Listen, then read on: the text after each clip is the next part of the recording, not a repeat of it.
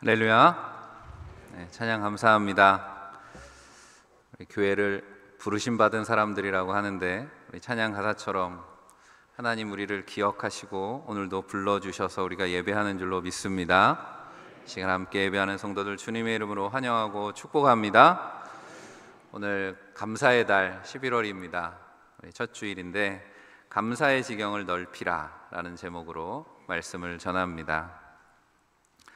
여러분들 예배하러 올 때 어떤 마음을 가지고 또 예배 자리에서 뭘 처음 하실까 궁금합니다. 유기성 목사님 이제 사모님이 언젠가 한번 기독교 TV에 나와가지고 간증을 하시는데, 이제 어머니죠, 유기성 목사님이 이제 장모님이 되는 거죠. 그러니까 어렵게 아마 자녀들 사남매를 키우셨나 봐요. 근데 키우시면서 늘 뭐 했겠습니까? 늘 기도하면서 키우는 거죠. 하나님 전에 나와서 처음 기도하러 앉으면 앉아가지고 첫 마디가 그거였다는 거죠. 하나님, 아무개 왔어요. 이렇게 그러면서 기도를 했다는 겁니다. 하나님, 제 이름을 기억하시죠. 저 왔습니다. 이렇게 오늘 우리도 그렇게 한번 말씀 듣기 전에 같이 한번 고백해 보면 어떨까 싶습니다. 하나님, 이용희 목사 왔어요. 이렇게 하는 거예요. 여러분의 이름을 대야 되겠죠. 같이 한번 그렇게 하나님 앞에 인사해 봅시다. 하나님, 이용희 목사 왔어요. 우리의 이름을 기억하시고 오늘도 함께 하시는 줄로 믿습니다. 신앙의 그런 어떤 습관, 영어로 하면 루틴 같은 거죠. 여러분에게는 어떤 그런 거룩한 습관을 가지고 있는지 모르겠습니다. 중국의 고대 은나라에 탕왕이라고 하는 분이 있었는데, 이분은 아침에 늘 세수를 할 때마다 몸을 씻을 때 그 대야에다가 9일신, 1일신, 우일신이라고 새겨 놓았다는 거죠. 9일신, 1일신, 우일신 우리말로 하면 진실로 새롭게, 날마다 새롭게, 또 새롭게 라는 뜻이 됩니다. 그러니까 늘 세수를 할 때마다 그냥 얼굴을 씻는 것이 아니라 그 그릇에 새겨진 글을 보면서 내가 오늘도 새로워져야 되겠다 다짐을 했다는 거죠. 왕으로서 나라를 잘 다스리기 위해서 나부터 날마다 새로워져야 되겠다라는 그런 날마다 다짐을 하면서 아침을 시작했다는 겁니다. 우리가 변화라고 하는 것이, 우리는 뭔가 극적으로 변화되는 것을 기대하지만 사실은 많은 변화는 그렇게 조금씩 쌓여서 이루어지는 것이다 라는 것을 우리는 살면서 경험하게 됩니다. 우리의 일상도 그렇지 않습니까? 별로 달라진 것 같지 않지만 지난 시간을 돌아보면 뭔가 열심히 수고하고 땀 흘리고 또 노력한 것들의 결과들을 우리가 얻게 되는 거죠. 이제 수험생들 이제 일주만 한 주 있으면 수능을 보게 됩니다. 물론 요즘에 입시제도가 바뀌어서 이미 결과가 나오고 수시도 하고 했겠지만 어쨌든 많은 수험생들이 입시를 치릅니다. 그날 하루 잘해가지고 성적이 나오는 게 아니죠.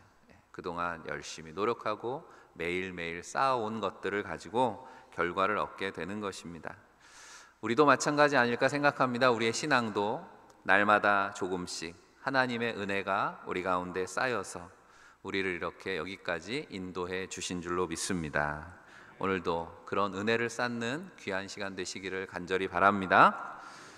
오늘 말씀은 데살로니가전서 5장 18절, 여러분들 거의 다 외우고 있으신 그런 말씀입니다. 데살로니가전서는 아마도 바울이 가장 먼저 기록한 그런 서신일 거라고 생각을 합니다. 그러니까 초대교회 성경 중에, 신약 성경 중에 가장 먼저 기록됐을 거라고 그렇게들 생각하는, 그래서 데살로니가 전서의 중심 주제는 임박한 종말입니다.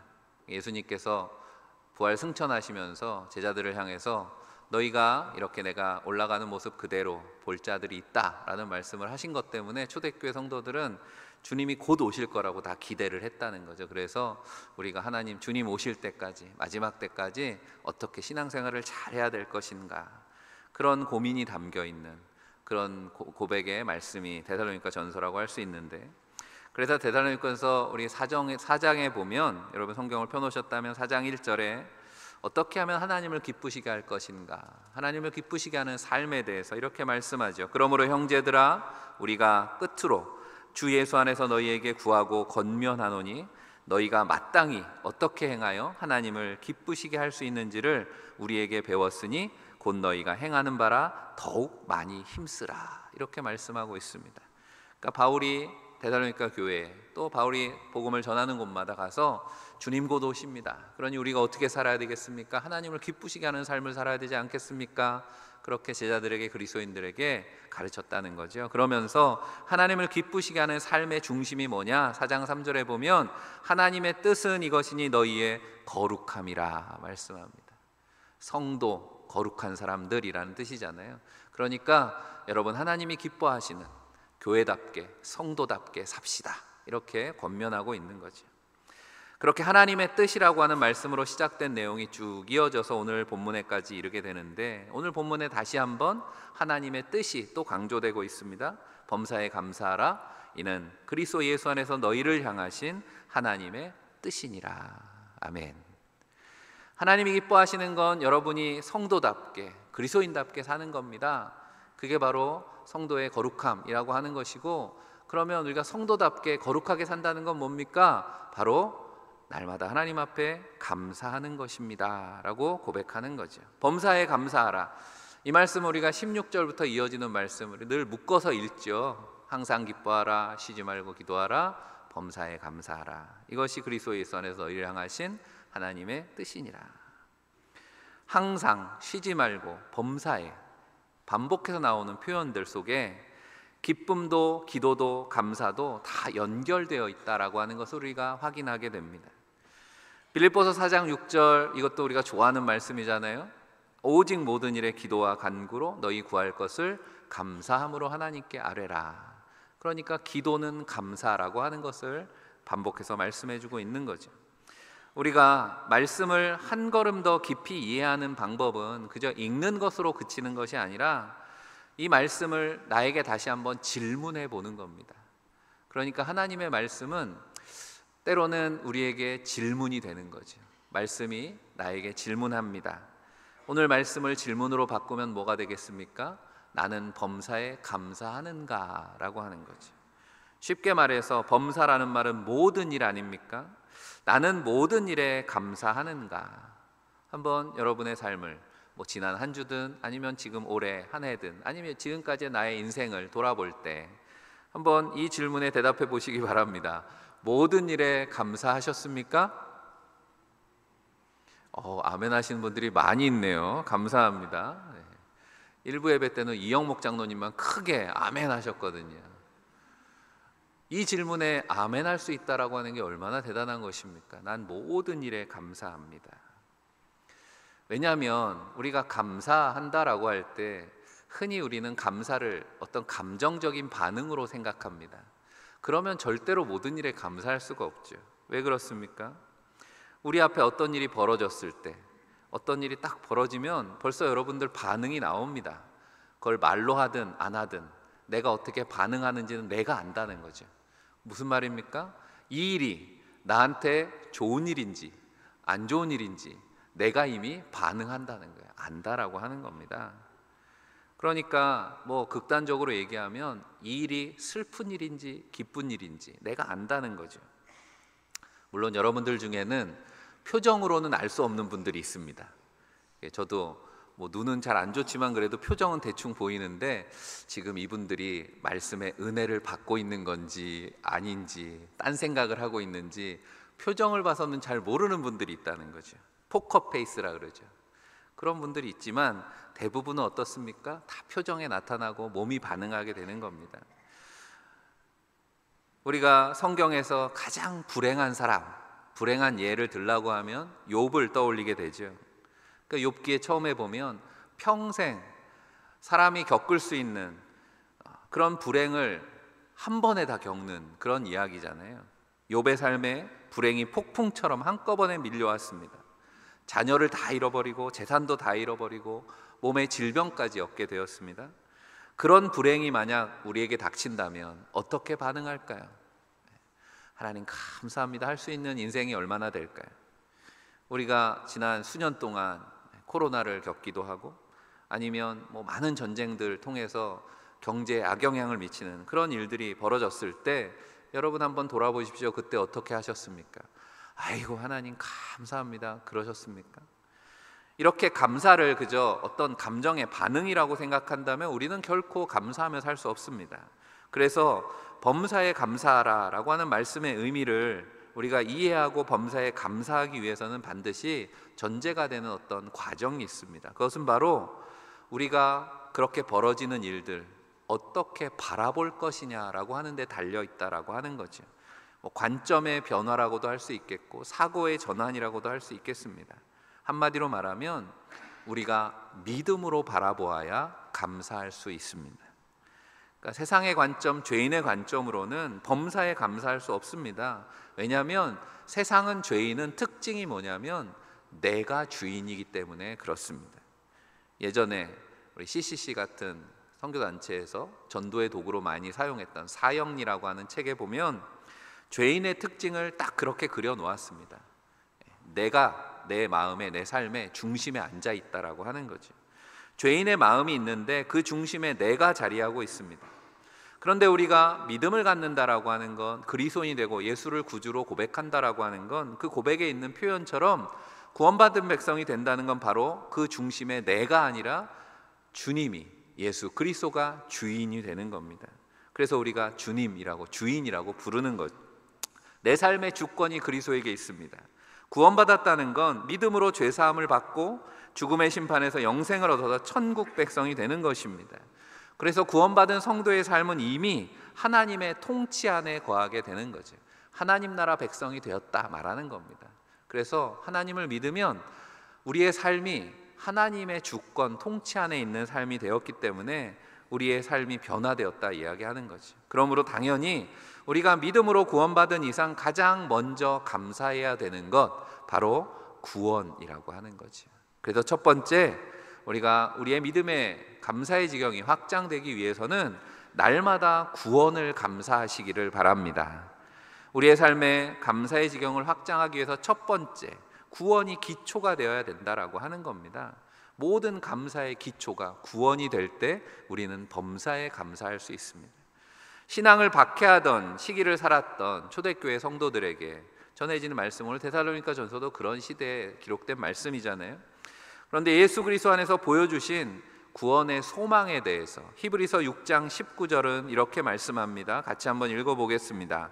우리가 이 소망을 가지고 있는 것은 영혼의 닷 같아서 튼튼하고 견고하여 휘장 안에 들어가나니. 아멘. 휘장 안에라고 하는 건 이제 구약의 성막을 이야기하는 거겠죠. 그러니까 하나님의 임재 가운데로 들어가는 겁니다. 그런데 이 말씀 속에 영혼의 닻이라고 하는 표현이 마음에 들죠. 배가 항구에 정박하면 배는 닻을 내립니다. 왜 닻을 내립니까? 배는 항상 물 위에 떠 있기 때문에 안정적으로 자리를 유지하기 위해서 닻을 내리는 거죠. 그러면 물이 출렁거린다라고 하더라도 무거운 닻을 내리고 있으면 배는 그 자리를 지키게 되는 겁니다. 우리가 구원받았다라고 할 때도 어쩌면 우리는 그렇게 물 위에 떠 있는 배 같다는 거죠. 구원받았으니까 이제 내 삶에는 아무 문제가 없습니다. 그렇게 고백할 수 있는 분이 있습니까? 내가 예수 믿은 이후에 목사님, 제 삶에서는요 문제가 1도 없었습니다. 요즘 아이들 하는 표현대로. 그런 분 있습니까? 그렇지 않죠. 그럼 아마 여러분들이 기도도 하지 않을 겁니다. 우리는 마치 물 위에 떠 있는 배처럼 늘 고난 위를 걸어갑니다. 장례 때, 특히 입관 예배 때 늘 읽는 말씀이 요한복음 14장 말씀인데요. 너희는 마음에 근심하지 말라. 하나님을 믿으니 또 나를 믿으라. 예수님께서 제자들과 최후의 만찬 하시면서 하셨던 말씀이죠. 이 말씀은 항상 뒤집어 읽어야 그 의미를 알게 됩니다. 너희는 마음에 근심하지 말라라고 말씀하시는 이유는 뭐겠습니까? 앞으로 너희가 근심할 일이 많을 거야 라는 말씀이죠. 제자들이 앞으로 얼마나 근심에 쌓이게 되겠습니까? 지금은 모르잖아요. 예수님이 십자가에 달리시는 것도, 예수님이 십자가에 죽으신 이후에 제자들이 어떤 상황을 겪게 될 것인지, 그 이후에도 초대교회 성도들의 삶이 어떨지 주님께서 다 아시기 때문에 그럴 때 기억하라는 거죠. 예수님이 그토록 권세가 있으셨던 분, 말씀과 기적으로 세상을 뒤집어 놓으실 것처럼 그렇게 역사하셨던, 그렇게 철석같이 제자들이 믿고 있던 주님이 하루아침에 십자가에 돌아가시게 되었을 때 그들은 뿔뿔이 흩어지게 됩니다. 그리고 사람들이 무서워서 다락방에 숨어 있습니다. 그때 두려움과 근심이 너의 마음을 지배하게 될 텐데, 그때 두려워하지 말고 믿음을 잃지 말고 이 말을 잘 기억하라 말씀하셨던 거죠. 우리에게도 이 말씀은 그래서 위로가 되지요. 근심이 우리 삶을 위협할 때, 우리의 마음을 흔들 때 근심하지 말라, 하나님을 믿으니 나를 믿으라. 아버지 집에 거할 곳이 많도다. 주님의 평안의 음성을 들으시기를 바랍니다. 구원을 받았지만 여전히 우리는 그 근심에서 자유로울 수 없습니다. 그래서 구원에 감사하는 것이 더 중요해진다는 거죠. 근심하다라는 말이 요동친다라는 그런 의미를 가지고 있습니다. 그렇죠. 근심하는 우리의 마음의 상태는 마치 물 위에 떠 있는 배처럼 그렇게 늘 불안합니다. 세상은 그렇게 근심할 일이 너무도 많습니다. 어쩌면 근심할 수밖에 없는 것이 인간 존재인지도 모릅니다. 확실하지 않은 미래가 우리를 불안하게 하죠. 워낙 빨리빨리 변하는 시대, 그러다 보니까 우리가 이제 기원 후를 일컬을 때 BC의 반대로 AD 이렇게 말합니다. 아노 도미니, 그래서 주님의 해라고 부르는데, 요즘에는 누군가는 AD의 아노 도미니를 애프터 디지털이라고도 부르기도 합니다. 디지털 시대, AI 시대, 너무도 빨리 변하는, 눈 깜빡할 사이에 세상이 다른 세상으로 바뀌는 것처럼 그렇게 보이는 그 세상의 변화 속에, 두려워할 만큼 속도가 변하는 세상 속에 한 치 앞을 내다볼 수 없어서 앞으로 세상이 어떻게 되려고 하나, 그런 두려움 속에 살아간다라고 하는 거죠. 그런 생각이 우리의 마음을 요동합니다. 우리는 육신의 연약함 때문에도 늘 두렵습니다. 고령화 시대가 되었잖아요. 그래서 전에는 듣지도 못했던 병들도 나오고, 늘 세상에 나오는 뉴스는 새로운 소식이 아니라 언제나 우리를 두렵게 하는 소식들이라고 하는 거죠. 몸은 약해져 가고 내가 감당할 수 없는 어려운 상황들은 늘 우리 앞에 닥치게 될 때 우리는 당황하게 되고 불안하게 되는 거죠. 그러니까 이전에 한 번도 겪어보지 않았던 그런 세대를 우리가 살아가는 거죠. 고령화 시대는 그런 시대입니다. 늘 불안하고 두려운 시대. 하지만 그것보다 우리를 더 괴롭게 하는 문제는, 근본적인 문제는 영적인 죄라고 하는 사실을 잊으면 안 되겠습니다. 죄인의 본성인 욕심과 교만이 우리의 마음을 늘 어지럽히고, 때로는 죄책감이 우리의 마음을 사로잡아서 우리를 두렵고 불안하게 만든다라고 하는 거죠. 이것도 우리가 감당할 수 없는 문제들입니다. 배가 물을 떠나서 살 수 없는 것처럼 우리의 삶을 흔드는 이런 근심들에서 우리도 벗어날 수는 없지만, 말씀에서처럼 견고하게 닻을 내리고 있는 배는 어떤 풍랑에도 안전한 것처럼 우리 안에 구원에 대한 확신, 그리고 그것에 대한 감사가 분명하다면, 다시 말해서 그리스도를 향한 소망이 우리의 중심에 견고하다면, 히브리서 말씀대로 우리를 은혜의 보좌가 있는 휘장 안으로, 하나님의 임재, 그리스도의 은혜 가운데로 날마다 인도할 줄로 믿습니다. 흔들리지 않는 구원의 소망 가운데 날마다 그 은혜의 임재를 경험하는 거룩한 성도의 삶이 다 되시기를 간절히 축원합니다. 예수님께서는 그런 삶을 우리 산상수훈 마지막에 보면 반석 위에 집을 짓는 것과 같다, 그렇게 말씀하셨습니다. 그게 지혜로운 삶이다라고 말씀하셨죠. 반석 위에 집을 지으면 어떻습니까? 홍수가 나고 바람이 불고 풍랑이 치더라도 끄떡없다는 거죠. 우리의 삶은 그렇습니다. 물 위에 떠 있는 배처럼 한번 풍랑이 지나고 난다고 풍랑이 다시 오지 않으란 법 없죠. 또 시련은 찾아올 것입니다. 또 비는 내리고 또 때로 홍수가 날 것입니다. 바람도 불겠죠. 하지만 구원의 믿음 흔들리지 않는 기초에 있을 때 우리는 범사에 감사하는 삶을 살 수 있게 되는 줄 믿습니다. 흔들리는 시대 가운데 그렇게 날마다 구원을 감사하는 믿음에 든든히 서서 감사의 지경을 확대하는 여러분들의 삶이 되시기를 간절히 바랍니다. 두 번째로는 감사로 예배하시기를 바랍니다. 엄청난 불행과 시련 앞에서 욥이 보인 반응을 한번 주목해 봅니다. 욥기 1장에 보면 욥이 당한 고난에 대해서 쭉 말씀하고 나서 욥이 이렇게 반응하는 것을 봅니다. 그 욥의 반응 속에 우리가 어떻게 감사의 지경을 넓힐 수 있는가 배울 수 있죠. 욥이 일어나서 겉옷을 찢고 머리털을 밀고 땅에 엎드려 예배하며 말씀합니다. 이르되 내가 모태에서 알몸으로 나왔사온즉 또한 알몸이 그리로 돌아가올지라. 주시니도 여호와시오 거두시니도 여호와시오니 여호와 이름이 찬송을 받을지니이다 하고. 아멘.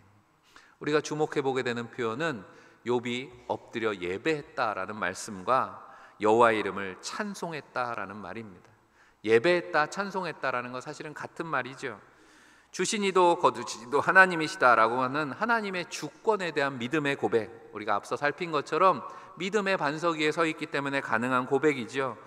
그 믿음으로 하나님을 예배하고 찬양했다라고 말씀하고 있습니다. 욥이 하나님이 자랑하는 믿음의 사람이었던 이유가 여기에 있는 거죠. 그렇게 고백할 수 있었던 것이 그날 갑자기 됐겠습니까? 늘 욥은 성경에도 나오는 것처럼 자녀들과 함께 늘 하나님을 예배하고 찬양하는 그런 습관을 가지고 있는 사람이었다라고 하는 거죠. 그러니까 어떤 상황이 벌어져도 하나님 앞에 또 무릎 꿇고 하나님 감사합니다 할 수 있었다는 겁니다. 그러니까 예배의 본질이 뭐냐? 감사라고 하는 겁니다. 날마다 예배하는 여러분들이 되시기를 바랍니다. 제가 이렇게 권면하는 건 뒤집어서 다르게 말하면 날마다 감사하시기를 바랍니다라는 얘기가 되는 겁니다. 시편 50편 23절에 감사로 제사를 드리는 자가 나를 영화롭게 하나니 그의 행위를 옳게 하는 자에게 내가 하나님의 구원을 보이리라 말씀합니다. 그리고 예수님께서도 하나님은 예배하는 자를 찾으신다 말씀하셨습니다. 달리 말하면 하나님은 늘 감사하는 사람을 찾으시고 기뻐하신다라고 하는 겁니다. 오늘 보니까 여러분 올라오시면서 1층 로비에 미술선교회가 전시회를 합니다. 작품들 좀 보셨어요? 잘 그렸죠? 그런데 오늘 미술선교회가 예배 시간에 또 헌금 특송을 한다 그래서 보기 좋습니다. 하나님 앞에 열매들을, 작품들을 걸어놓고 여기까지 또 작품을 만들 수 있도록 하신 하나님께 찬양하며 예배하며 감사하는 거죠. 이렇게 범사에 감사하는 것이 하나님의 뜻이다라고 하는 것을 먼저 깨달았던 바울이 로마서 12장 1절에 보면 너희 몸을 하나님이 기뻐하시는 거룩한 산 제물로 드리라 이는 너희가 드릴 영적 예배니라 그렇게 고백합니다. 그러니까 요란한 어떤 제사의 의식이 아니라 날마다의 삶 속에서 드려지는 거룩한 감사의 예배를 하나님을 기쁘시게 한다라고 하는 거죠. 말씀을 깨닫기 위해서 우리는 바울의 삶을 생각해 볼 수 있습니다. 바울이 이런 고백을 하기까지 바울의 삶이 어땠겠냐라고 하는 겁니다. 바울의 삶이 감사가 넘쳐서, 바울은 날마다 감사가 넘치는 삶을 살아서 범사에 감사하라라고 고백했겠냐는 거죠. 그렇지 않다는 걸 우리는 성경 말씀 속에서 찾아볼 수 있습니다. 바울이 고린도후서에 고린도 교회에 두 번째 보낸 편지에는 눈물의 편지라고 하는 그런 내용이 있습니다. 바울이 자신의 약한 것에 대한 것을 자랑합니다 라고 하면서 그동안 바울이 겪어온 일들을 쭉 이야기하는데 고린도서 11장 24절 이하에 있는 말씀을 한번 눈으로 보면서 들어보시기 바랍니다. 유대인들에게 40에서 하나 감한매를 5번 맞았으며 3번 태장으로 맞고 1번 돌로 맞고 3번 파선하고 일주야를 깊은 바다에서 지냈으며 여러 번 여행하면서 강의 위험과 강도의 위험과 동족의 위험과 이방인의 위험과 시내의 위험과 광야의 위험과 바다의 위험과 거디 청제 중에 위험을 당하고 또 수고하며 애쓰고 여러 번 자지 못하며 줄이고 목마르고 여러 번 굶고 춥고 헐벗었노라. 바울의 신앙의 여정입니다. 우리가 바울과 같은 신앙이 되기 원합니다. 그렇게 기도할 때가 있는데 바울과 같은 신앙이 되려면 이런 일들을 다 겪어야 됩니다. 그런 각오가 되어 있으십니까? 한마디로 말하면 바울의 일생은 마치 다윗이 고백하는 것처럼 사망의 음침한 골짜기와 같았다라는 거죠. 우리는 그렇게 힘들게 살았으면 아마도 내 인생은 실패야, 내 인생은 상처투성이야 그렇게 말했을 겁니다. 날마다 스트레스 받았고 어려운 일 때문에 나는 트라우마가 생겼어 그렇게 불평했을 겁니다. 하지만 바울은 갈라디아서 6장 17절에 내 몸에는 그런 고난과 역경과 죽을 고비를 넘기고 났더니 내 몸에는 예수 그리스도의 흔적이 생겼다 이렇게 고백했습니다. 우리가 스티그마라고 이야기하는데, 믿음으로 감사하는 사람에게 고난은 아픈 상처인 트라우마가 아니라 거룩한 흔적인 스티그마로 남는 줄 믿습니다. 그래서 믿음이지요. 고난을 겪고 나서 내가 고난의 주님을 만났습니다, 감사합니다 했다는 겁니다. 삶에서 만나는 고난이 핑계가 되어서 감사하며 예배하는 자리에서 멀어지지 마시기를 바랍니다. 오히려 고난이 닥칠 때 내가 주님을 만날 기회라고 감사하시기를 바랍니다. 그래서 감사로 예배하는 자리를 통해서 고난을 위장된 축복이라고 이야기하는 이유를 깨닫게 되는 그런 기회가 여러분 삶 가운데 넘치기를 간절히 바랍니다. 마지막으로 감사는 훈련해야 됩니다. 감사를 사명으로 알고 훈련하라 하는 겁니다. 범사에 감사하라, 이것이 너희를 향하신 그리스도 예수 안에서 하나님의 뜻이다 라는 말씀 속에 감사라는 건 그리스도인에게 주신 사명 같은 거다라는 말씀이 되죠. 그리스도인에게 감사라고 하는 유전자를 주셨다는 겁니다. 하지만 유전자가 있다 그래서 그게 그냥 드러나지 않습니다. 세례받았다 그래서 다 순교자가 되지 않는 거랑 마찬가지입니다. 신앙은 그래서 훈련이 필요한 거죠. 때로는 고난과 연단도 주어집니다. 우리가 어린 자녀들을 훈육한다고 하죠. 아이들이 태어나서 저절로 성숙하지 않습니다. 예를 들면 어린 자녀들 가르칠 때 제일 많이 가르치는, 어느 가정이나 마찬가지일 겁니다. 인사하는 법 가르치죠. 어른들 앞에 가면 인사해야 돼. 그리고 사탕이라도 주시면 어떻게 해야 돼요? 감사해야지. 아이가 저절로 감사합니다 하는 아이는 저는 한 번도 본 적이 없습니다. 감사합니다 잘 아는 아이는 부모가 그렇게 가르친 거예요. 날마다 감사를 가르친 겁니다. 여러분, 얼마나 감사를 여러분 삶에 해보셨냐는 거죠. 여러분, 감사를 얼마나 작정해 보셨습니까? 어디까지 감사해 보셨습니까? 우리 교우들 중에는 1000번째 드리시는 분들이 있습니다. 1000번 감사의 물을 드리는 거잖아요. 그게 말처럼 쉽지 않습니다. 1000번을 꾸준히 감사한다는 거. 그 예물 자체가 중요하기보다는 예물도 중요하지만 그 습관이죠. 감사하는 습관이 되는데 좋은 훈련이 되죠.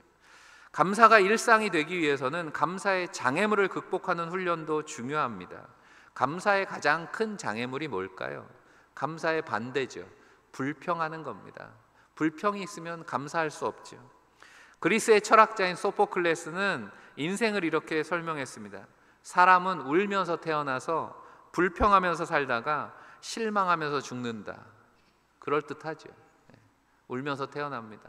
그러고 살다가 늘 불평하고 나중에는 뭐뭐 할 걸 후회하고 실망하다 죽는다는 겁니다. 불평의 근원은 만족하지 못하는 죄인의 마음이기 때문에 어쩌면 근본적인 우리 인생의 장애물 같은 겁니다. 광야의 이스라엘이 가장 잘 보여주고 있죠. 그들이 하나님의 백성이 되었습니다. 거룩한 땅을 약속받았습니다. 그럼에도 불구하고 그들의 여정은, 광야의 여정은 불평하다 죽는 길이었다라고 하는 겁니다.